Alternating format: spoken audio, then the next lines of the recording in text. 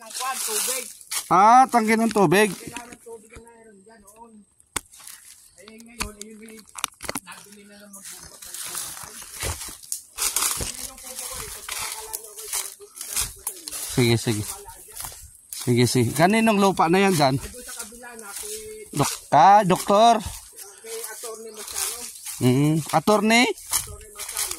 Mansano? Yun ang nakapagpita ibang kadang-talong yun. Yung may, parang may nanggagaling kanina dyan, nag-ano ng buko. Ay, yung mahal, doon nga pinawa. May mga ano dito, kuya? May mga, ano, yung magulay na kuwan? Ang tawag nito? Ay nako, walang lain dito. Diyan sa ilog. Diyan sa tangke kung tawagin. Ay doon nga sa may kawayan doon. Mamaya, gusto niya ipapasyal ako. Kung ka na kukulakad sa kubot, baka akala niya. Sige, sige, sige. Tingnan lang natin, kuya. Nakakasakot ako sa iyo. Oo.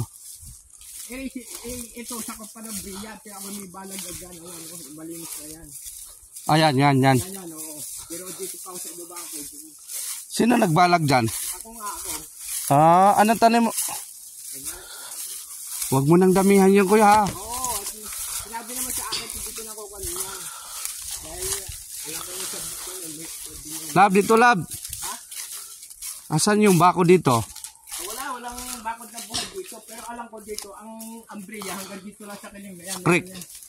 May bakod diyan sa, diyan ko nakikita ang kun eh. Ayun, ang kubo ko, yun oh. Malayo na sa inyo. Ito Dani, Crema. Ah, Dani Crema.